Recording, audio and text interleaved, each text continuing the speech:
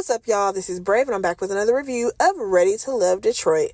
This is, I don't know what season this is, but I know it's episode 6, all right? So we start this episode off with Christina and Donna. We all know they are in the bottom. Christina is at home. What threw me off is that Tommy said, we are halfway through this process. And I'm like, wait, are we? We're halfway through, y'all, and I don't feel any solid connections like that. But I guess we'll see. I will say this. I am enjoying Detroit. And I feel like slowly but surely, I think the formula of the show is going to evolve for the better. I'll say that and leave it there. Nonetheless, the ladies are in control this week. First date, we have a group date. It is Nicole, Donna, Ashley, Vince, Steven, and Chris.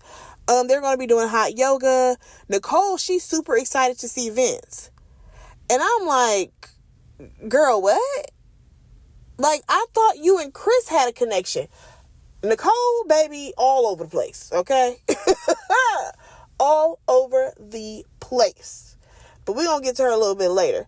We see Donna and Chris. They talk or whatever. And keep in mind, the last time that they spoke, it was at a mixer. And basically, he wanted her to spill the beans, remember? And I feel like the thing about Chris is that, yes, he's trying to get to know certain ladies, but he's also looking for friendship with some of the ladies. Like, I feel like Chris feels like, okay, there are some ladies that I'm actually interested in possibly dating, but some of y'all I just want to be cool with. And yeah, I don't think the ladies are feeling that. Okay? I don't think they're feeling it. But nonetheless, he is explaining how at one point in his life he was super romantic when he was younger, but, girls didn't really like that. So basically, he has the gift of gab because he had to develop something so that way he could compete with the other guys. Like, according to him, he was low-key funny looking. At least that's the way he described it. Like, he said he had a bad skin and a gap tooth and some other stuff going on. Okay? And his way of competing with the other guys is that he had good conversation. And here's the thing. There's no connection. There's no connection with Chris and Donna. And I think on Donna's part, Donna is kind of like, okay, you're in my face, wasting my time when I could probably be talking to somebody else who may be interested in me. But again, like I said, from Chris's perspective, I feel like it's giving, he see her as like a homie, and he's treating her like a homie. Like, he just want to have general conversation with this girl. But baby, this ain't the show for that. Moving on. Vince and Nicole. Y'all, they were helping each other stretch, right? And she was like, we held hands on the date. Maybe there's a spark. Y'all, don't hate me when I say this.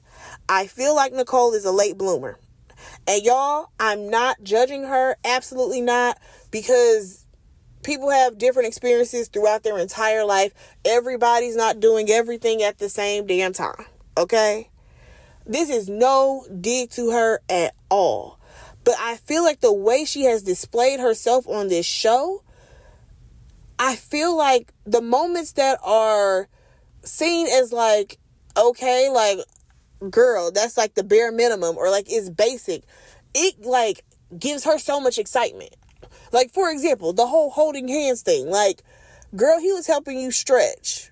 Like, it wasn't like y'all were walking down the street holding hands. You know what I'm saying? Like, she makes little moments seem like they're bigger than what they are. And I feel like that may be because of a lack of experience.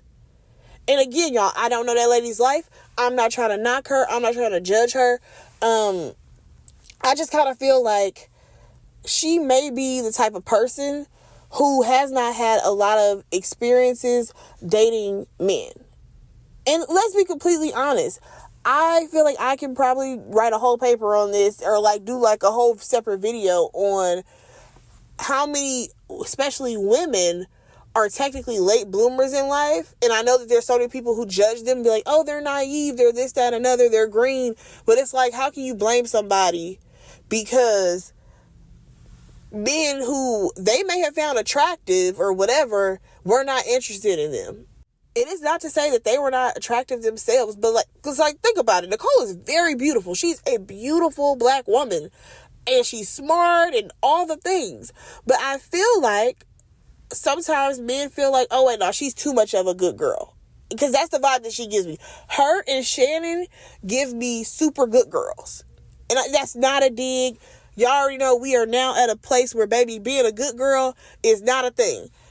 Listen. If them girls was grown in the 80s, in the 90s, they would have got swooped up. But that's a whole nother story. Like I said, maybe I can make a separate video about that. Back to the story at hand, okay?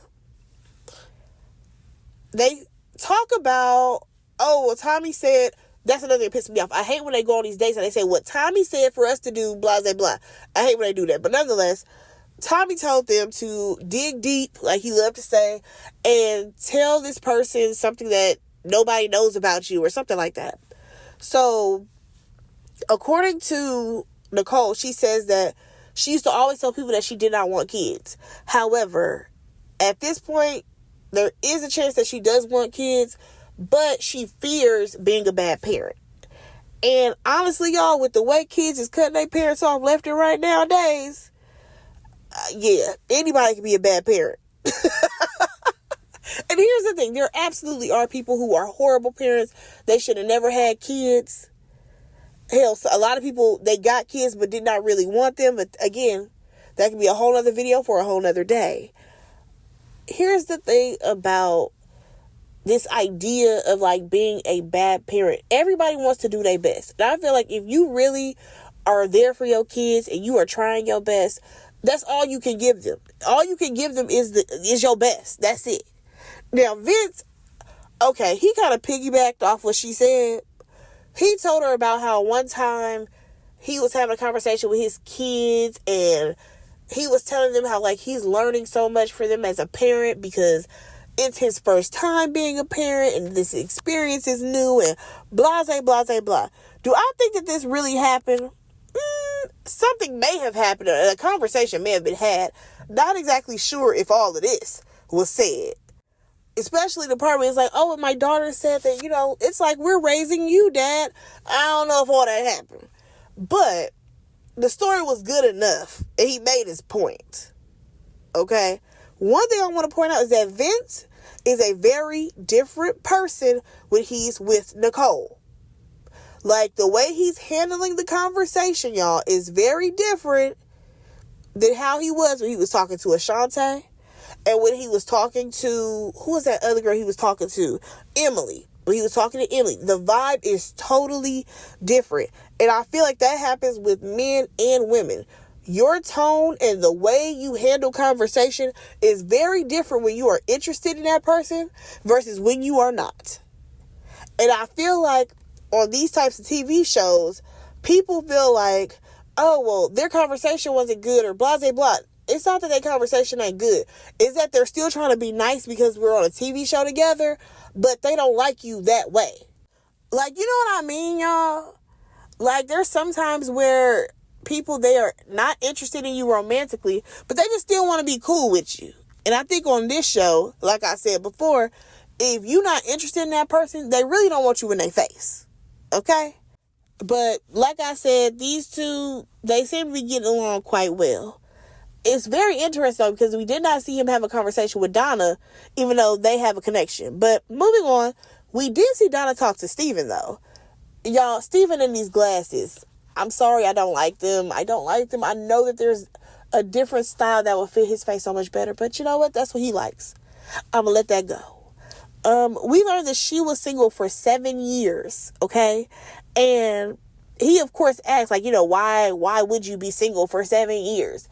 And you know what I find to be so interesting about this conversation is that people really look at people sideways when you say, oh, I haven't been dating for, X amount of years. Baby, once you pass the 2-year mark, people think that is something wrong with you. And I'm like, what's so wild to me is that everyone clearly says how, oh yeah, the dating pool has piss in it. The dating pool has this and that in it. It's so bad out here. If it's so bad, why are y'all judging people for not dating? You know what I mean? In a certain time frame. So Donna says that, she did not date for 7 years because she was in 2 relationships back to back, and from her 20s to her early 30s. And at that point, she decided to focus on herself after those relationships and learn more about Donna. Y'all, I have so much respect for that, because I feel like, let's be honest, how many women get lost in their relationships, especially when they're young, in their 20s? Like, let's be completely for real right now. There's a lot of women who lose themselves, who they were, who they wanted to be, who they thought they were, into a relationship. And then if you're jumping from one to another, you never had time to be single. Focus on yourself. Figure out what your goals are. Do you want to go back to school? What do you want for your life? Outside of being someone's girlfriend, outside of being someone's partner, outside of being someone's wife. Finding out who you are, I respect it. I really do. I respect her decision to focus on herself. And also at the same time, she was focusing on getting her PhD. So then the conversation went from that to her asking him about, like, his relationship with his parents. And she's like, has that affected how you date or what? And he opens up about losing his mom and how, he wished that his mom would be there when he has questions and, wants to bring his girlfriends around his mom. Because, your mama going to tell you the truth about these women. And he doesn't have that. So sometimes he does have to, like, lean on other family members to give him advice. I will say this. Their conversation went very well. There may be some of, like, they're intrigued by each other, but I would not say that this was like a spark. You know what I'm saying? It seems like they could just have really good conversation. Moving on. Chris and Ashley talk, y'all. First of all, she was on her way out and he chased her down. No, I'm saying, I'm just playing. He did not chase her down, but they had a conversation in the parking lot.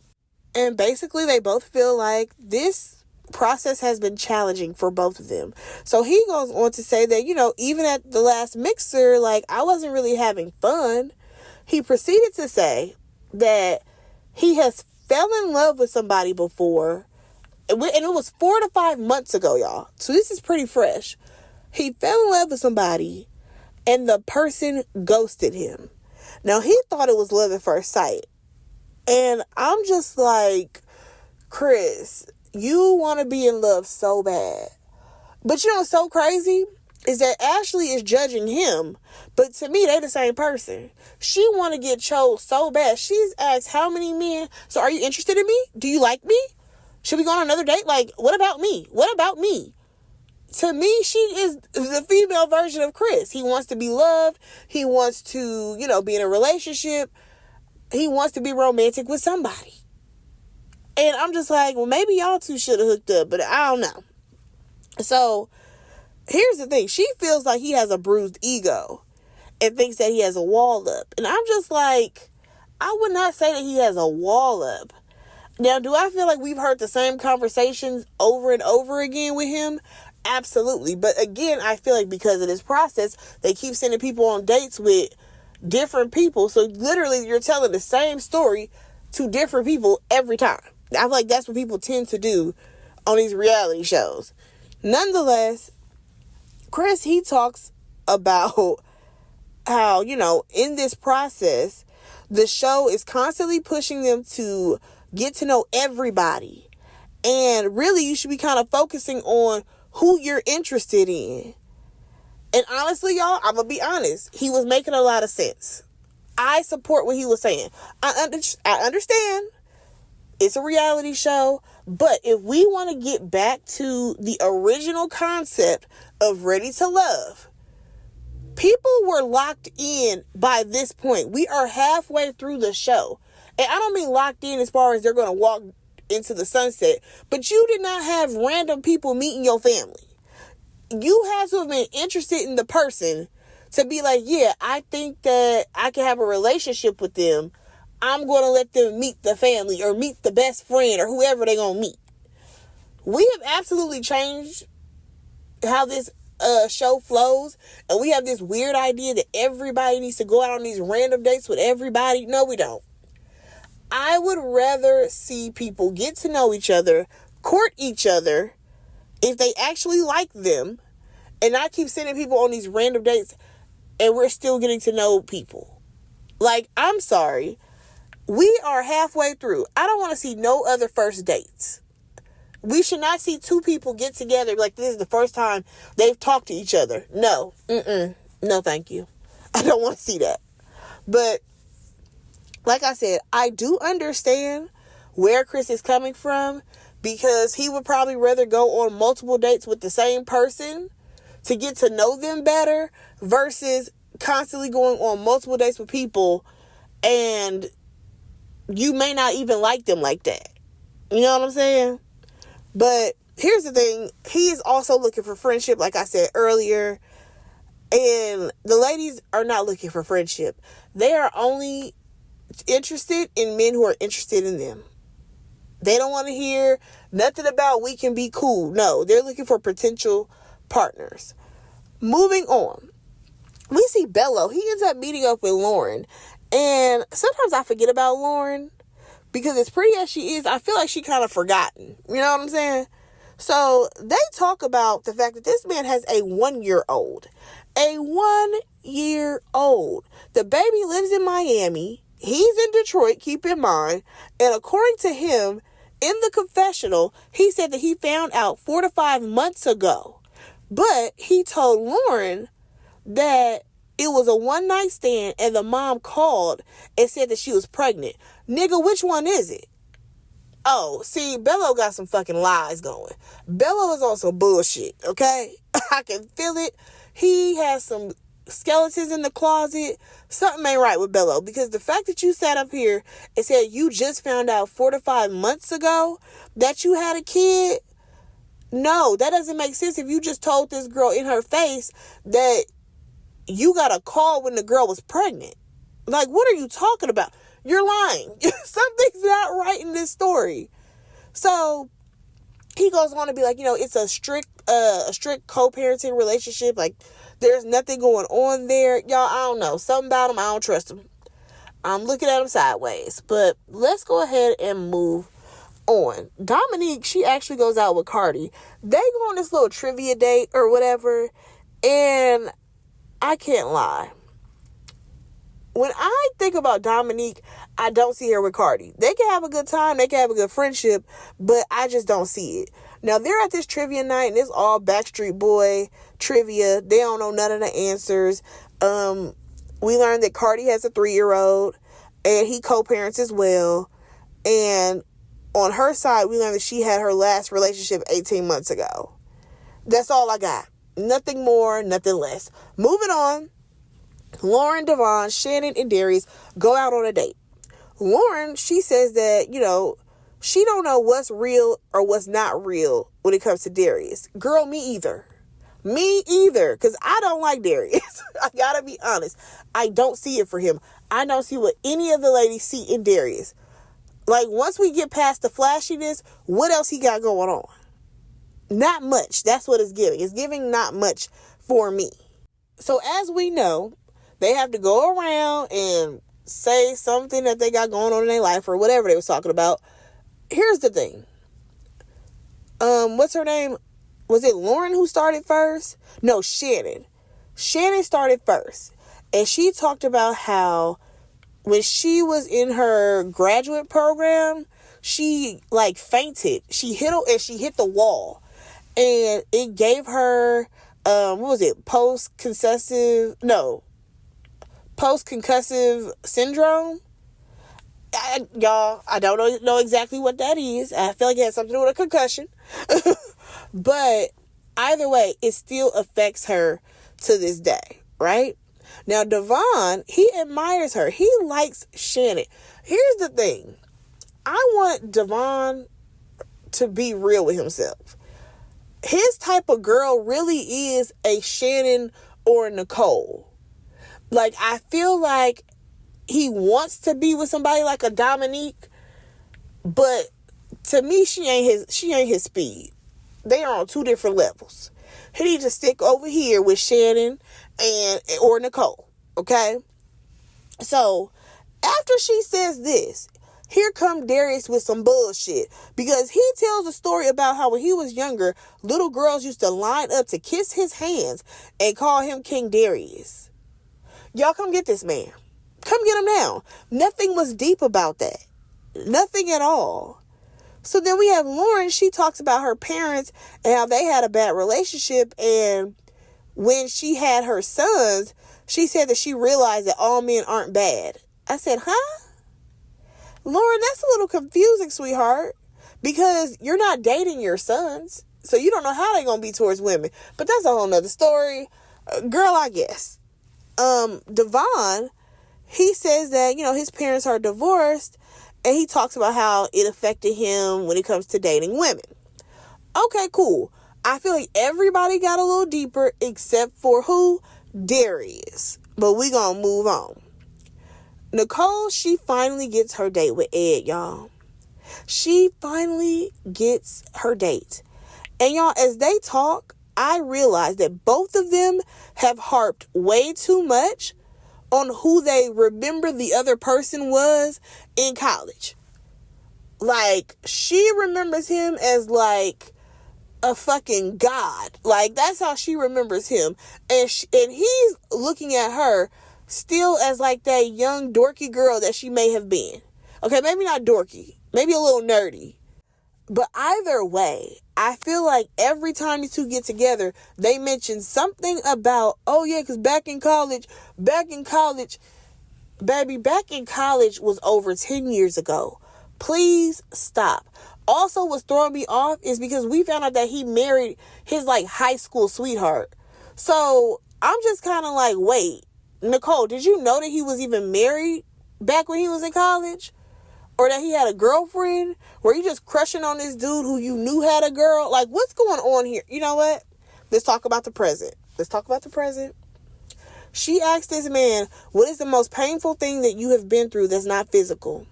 He said he had a high tolerance for pain. Sir, you could have just said your divorce. So then she tells him that her deal breaker is a person that doesn't communicate with her, right? Well, here's the thing, girl. You keep saying y'all don't know nothing about each other. And honestly, he does need to open up.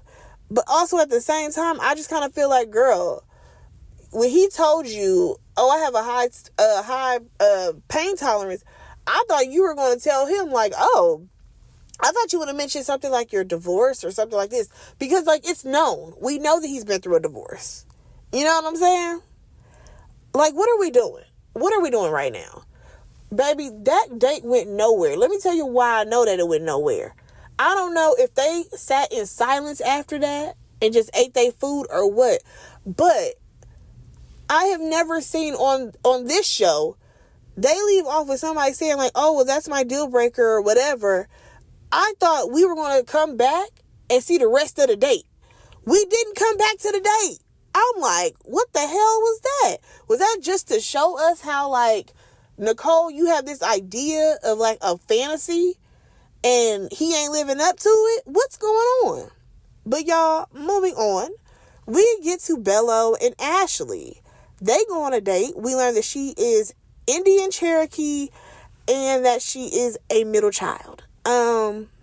We learned that Bello, he went against the grain and, kind of did his own thing. His parents had their own ideas of what he should be doing and as far as like his career goes, but he had his own ideas and did his own thing. So she opens up about, going to therapy, and she's been in therapy for 3 years. And next thing you know, she breaking down, she crying. She talks about a dark time and how she had to deal with somebody who was bipolar and schizophrenic. And in this moment, she is very vulnerable. And, he is holding her hands. I can't think of what he said to her, but it was definitely supportive. Like, he was there for her in that moment. And now she thinks that they have a connection. Y'all, I don't see this connection. I don't see it at all. I honestly feel like this was a lot for a first date. Like, breaking down crying like that, that's a lot on a first date, okay? Now, on her diary cam, she says that, we just unpacked a lot of stuff. Like, we unpacked everything and talked about mental illness.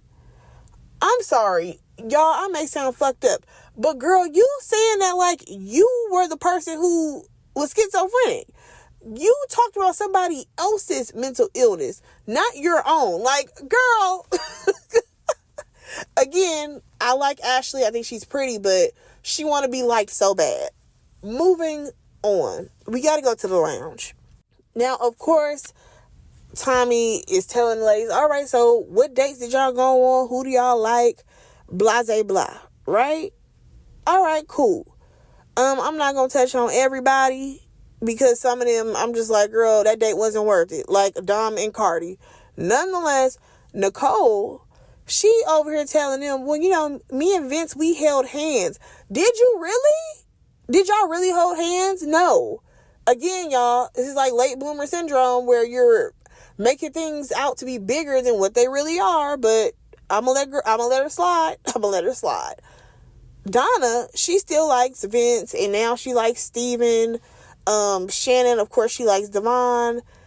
And y'all, when Lawrence mentioned her date with Bello, and she talked about how, yeah, he let me know about his baby. He has a 1-year-old. Dominique said, oh, wow. Baby, I don't think Dominique knew. I do not think that Dominique knew that man had a baby. I know she was on his motherfucking phone line. I know. Right after they walked up out of there, she called that man and said, oh, a baby? A 1-year-old? You ain't tell me that. Like, for her to say, oh, wow, in the face that she made, I don't think she knew. Y'all let me know if y'all think Dominique knew that he had a baby. Then we have Ashley. She talked about her date with Bello and says that, he went deep talking about his family. And I'm like, girl, that nigga did not talk about his family.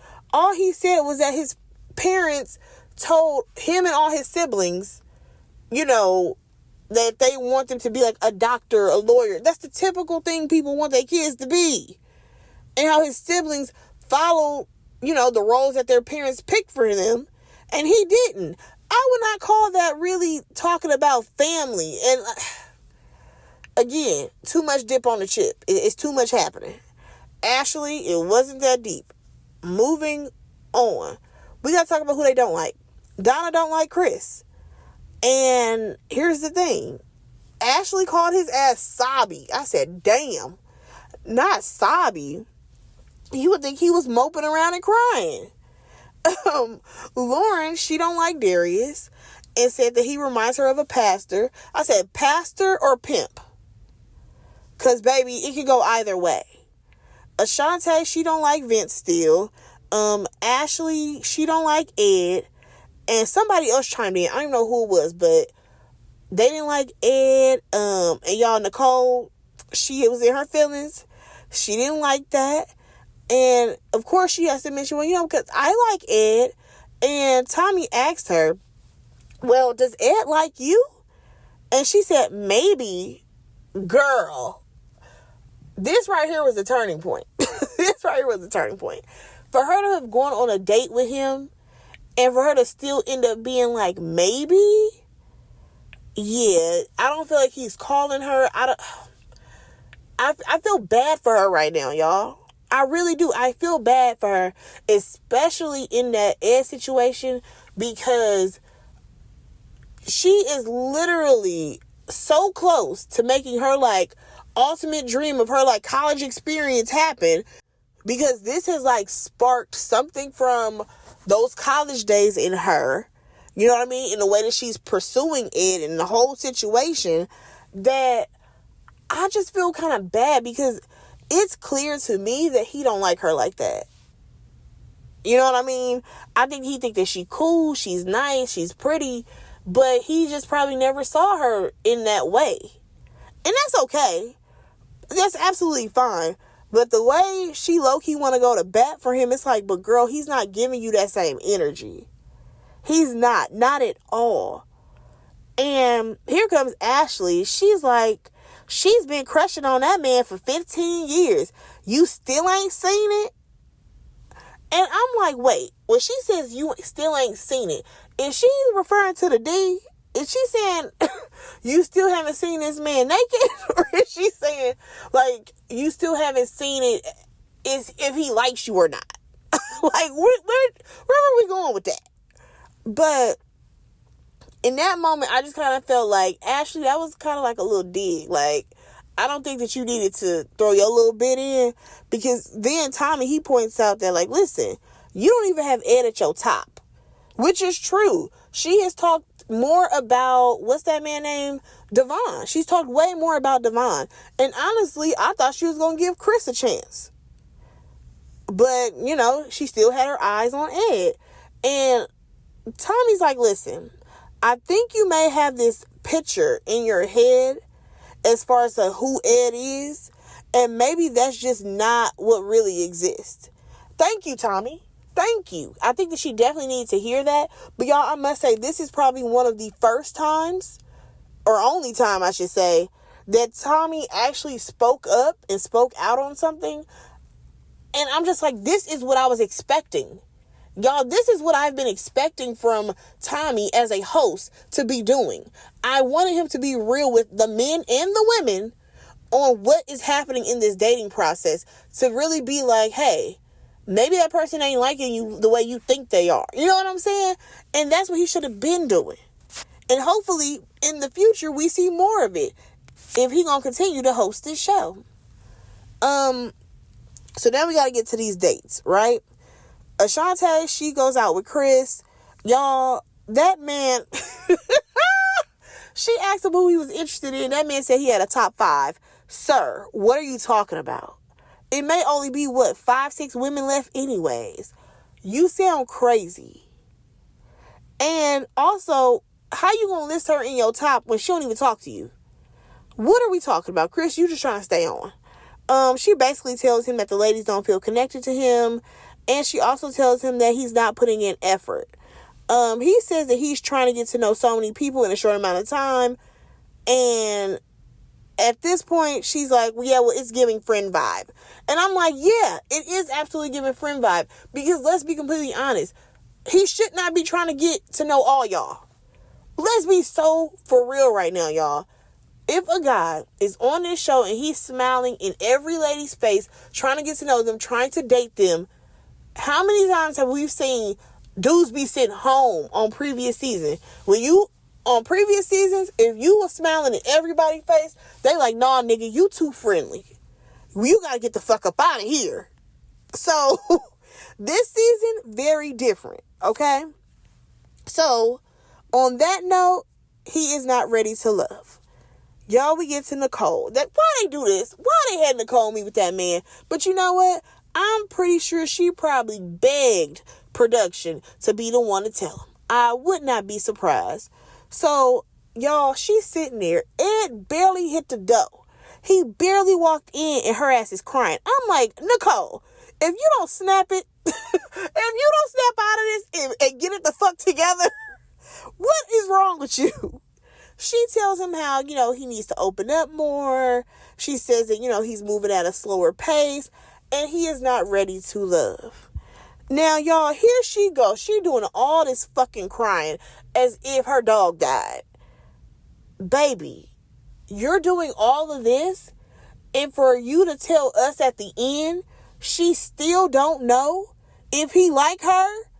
I'm like, girl, this is embarrassing. Like, it's giving, you're finding out that the high school crush don't like you. Like, but you doing way too much. Oh, this is a lot. This is a lot. I want her to do better. I want her to cry it out and then get her head back in the game. Please, girl. But from the looks of the next episode, I don't know what's going to happen.